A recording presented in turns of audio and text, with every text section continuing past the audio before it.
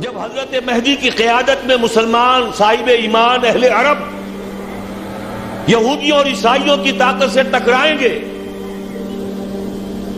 تو ان کی مدد کے لیے دو جانب سے اللہ تعالیٰ کچھ بھیجیں گے مدد. ایک تو آخری مرحلے میں مدد آئے گی حضرت مسیح عیسیٰ ابن مریم کا نزول، جو یہودیوں کی طرف رسول بنا کر بھیجے گئے تھے. انہیں یہودیوں نے اپنے خیال میں سولی پر چڑھا دیا، لیکن اللہ نے فرمایا وما صلبوہ وما قتلوہ ولکن شبہ لہم بل رفعہ اللہ الیہ. اللہ تو اپنی طرف اٹھا کر لے گیا. اور احادیث صحیحہ جو کہ ہمارے ہاں متواترہ کے درجے میں ہے، وہ احادیث جو صحیحین کی ہیں، ان سے ثابت ہے کہ حضرت عیسیٰ ابن مریم دوبارہ زمین پر آئیں گے. اور یہودیوں کا سب سے بڑا سرغنہ جو خود مسیح ہونے ہی کا دعویٰ کر رہا ہوگا، مسیح الدجال، اسے حضرت مسیح قتل کریں گے. لیکن ایک دوسری حدیث سے معلوم ہوتا ہے کہ مشرق سے فوجیں آئیں گی حضرت مہدی کی مدد کے لیے. یخرجون ناس من المشرق یؤدون للمہدی یعنی سلطانہ. مشرق کی طرف سے فوجیں آئیں گی کہ جو مہدی کی حکومت کو مستحکم کریں گی. خراسان کا لفظ آتا ہے ایک دوسری حدیث میں. خراسان سے سیاہ عالم چلیں گے، انہیں کوئی نہیں روک سکے گا یہاں تک کہ وہ یروشلم میں جا کر رسم ہو جائیں گے. اور حضور کے زمانے میں اچھی طرح سمجھ لیجئے، ہند کسے کہتے تھے حضور کے زمانے میں؟ پاکستان ہند میں شامل نہیں تھا. سندھ و ہند، سندھ ایک مکمل ملک تھا، ہند اس کے بعد شروع ہوتا تھا. یہ راجپوتانے کا اور تھر کا ڈیزرٹ جو ہے، اس سے آگے جو ہندوستان ہے وہ ہند تھا. یہ جو ہمارا پاکستان ہے یہ ہمیشہ ہند میں شامل نہیں رہا. حضور کے زمانے میں بالخصوص سندھ و ہند، دریائے سندھ چلا آ رہا ہے.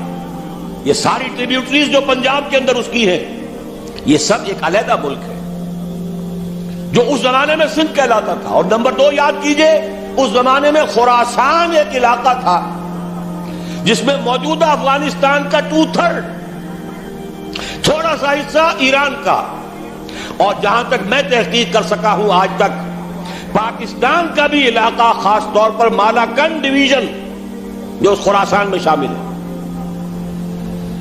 خراسان سے سیاہ عالم چلیں گے جو جا کر یروشلم میں نصب ہوں گے. یہاں بھی ایک نقطہ نوٹ کر لیجئے، پہلے بھی یروشلم ہم سے چھینا تھا. کس نے چھینا تھا؟ عیسائیوں نے، کروسیڈرز. واپس کون لیا؟ کس نے لیا؟ عربوں میں دم نہیں تھا، عرب عیاشیوں کی وجہ سے کھوکھلے ہو چکے تھے. واپس لینے والا صلاح الدین ایوبی، کرد خون. اب دوبارہ یروشلم لیا جا چکا. چھینا کن سے گیا؟ عربوں سے. عرب واپس لے سکتے ہیں؟ کوئی اندیشہ اگر ہو سکتا تھا عراق کے بارے میں کہ شاید اس کے ایٹمک دانت نکل آئے، جو سازش کی گئی، جس طرح اس احمق اور پاگل صدام حسین کو دام میں پھنسایا گیا. صدام 100 جال، دام کہتے ہیں جال کو، 100 اس میں جو پھنسا ہے تو اگلا پچھلا کھایا پیا سب اگلوا لیا. اور ہے ہی کون؟ اس کے پاس ایٹمک ہتھیاروں کا ذخیرہ موجود ہے، اور کسی کے وہ ایٹمک دانت بھی نکلنے نہیں دے رہے.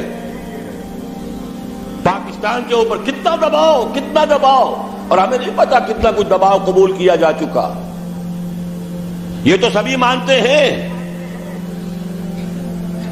کیپ کر دیا گیا، روک دیا گیا، آگے تو نہیں بڑھ رہا، یہ تو سبھی مانتے ہیں. رول بیک بھی ہو گیا یا نہیں کچھ پتہ نہیں، لیکن کسی صورت یہ نہیں تسلیم کریں گے، قبول کریں گے کہ کسی مسلمان ملک کے پاس ایٹم بم آ جائے. یہودیوں کے پاس ذخیرہ موجود، سب جانتے ہیں. بہرحال یہ جان لیجئے اس علاقے سے امید ہوتی ہے. سندھ اور خراسان حالات بہت خراب ہیں ہمارے، اور حالات بہت خراب ہیں افغانستان کے بھی، لیکن حالات کے بدلتے اللہ تعالیٰ کی مشیت کے تحت دیر نہیں لگا کرتے. سیرت نبوی میں مجھے نظر آتا ہے سن 10 میں 10 نبوی ہجرت سے 3 سال پہلے 2.5 سال پہلے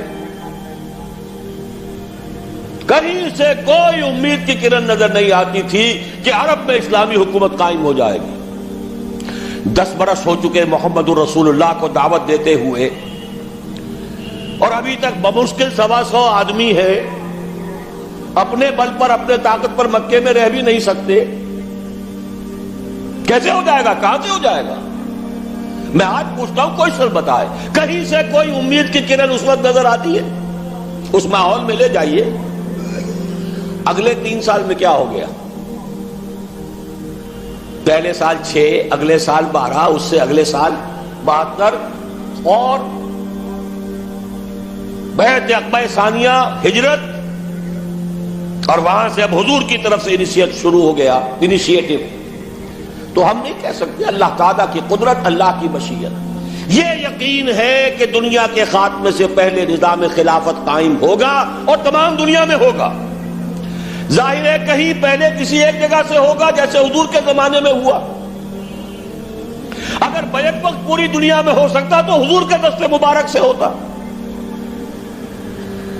اگر حضور کے دست مبارک سے بھی ایک ملک میں ہوا، جزیرہ نما عرب میں ہوا، پھر حضور کے امتی ہیں نا، ابو بکر ہے، عمر ہے، عثمان ہے، صحابہ کرام کی فوجیں نکلی ہیں، امتی ہیں، امتیوں کے ہاتھوں اس کی توسیع ہوئی. اب بھی یہی ہوگا، کسی ایک علاقے میں ہوگا. میرا گمان ہے، میں یہ یقین سے نہیں کہہ سکتا. گمان بھی میرا ان احادیث کی روشنی میں ہے جو میں نے آپ کو بتا دی اور موجود ہے اس کتابچے کے اندر. علامہ اقبال نے بھی انہی کے حوالے سے کہیں کہا ہے، میرے عرب کو آئی ٹھنڈی ہوا جہاں سے، میرا وطن وہی ہے، میرا وطن وہی ہے. اس علاقے سے کچھ ہونے والا ہے اور ہوگا انشاءاللہ. میری زندگی میں نہ ہو، آپ کی زندگی میں نہ ہو، کوئی پرواہ نہیں. حضرت حمزہ تو شہید ہو گئے غزوہ احد میں. 5 سال کے بعد حضور مکے میں داخل ہوئے ہیں فاتح کی حیثیت سے. حضرت حمزہ کی نگاہوں نے، ان آنکھوں نے تو نہیں دیکھا، عالم ارواح میں اللہ نے کیا مشاہدہ کرایا ہوگا انہیں، وہ تو ہمیں معلوم نہیں. بعض صحابہ شہید کر دیے گئے مکے ہی میں. بہت بڑی کامیابی. اپنی جان لگا دیں، اپنے آپ کو کھپا دیں، اپنے آپ کو مٹا دیں. جس طرح روڑی کوٹ کر بنیادوں میں بھر دی جاتی ہے، ہماری ہڈیوں کا چورا بنا کر اور ہمارے خون کے اندر اسے گوندھ کر اگر وہاں ڈال دیا جائے، اس سے بڑی سعادت کوئی نہیں. اس پر تعمیر ہو خلافت علی منہاج النبوہ کی، ہم اس کی بنیاد کے اندر دفن ہو جائیں، یہی بہت بڑی سعادت ہے. لیکن یہ ہوگا. میں نے عرض کیا تھا کہ یقین ہے مجھے کہ ہوگا، اور ہر صاحب ایمان کو یقین ہونا چاہیے کہ ہوگا. باقی یہ کہ یہ آثار ہیں اور احادیث بھی ہیں، اور 400 برس کی تاریخ بھی بتاتی ہے کہ یہیں سے ہوگا. 1000 برس تک سارے مجددین امت عالم عرب میں پیدا ہوئے. 11ویں صدی کا مجدد اعظم شیخ احمد سرہندی کہاں دفن ہے؟ سرہند میں، ہندوستان میں. 12ویں صدی کا مجدد اعظم شاہ ولی اللہ دہلوی کہاں دفن ہے؟ دہلی میں. 13ویں صدی کا مجدد اعظم سید احمد بریلوی، ان کی تو قبر بھی معلوم نہیں، لیکن ان کا خون جذب ہوا دریائے کنہار میں، اور ان کے سینکڑوں ساتھیوں کی لاشیں اس بالا کوٹ کے مقام پر.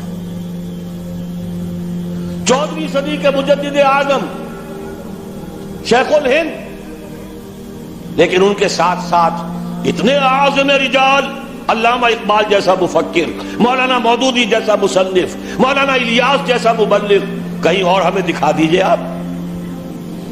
میں کل کہیں عرض کر رہا تھا، دیکھیے پہلے جو ہے 1000 برس تک ہر خیر ہندوستان میں باہر سے آ رہا تھا. معین الدین اجمیری باہر سے آ رہے ہیں، شیخ علی حجویری باہر سے آ رہے ہیں، سندھ میں جتنے اولیاء دفن ہیں سب کے سب باہر سے، ایران سے چلے آ رہے ہیں.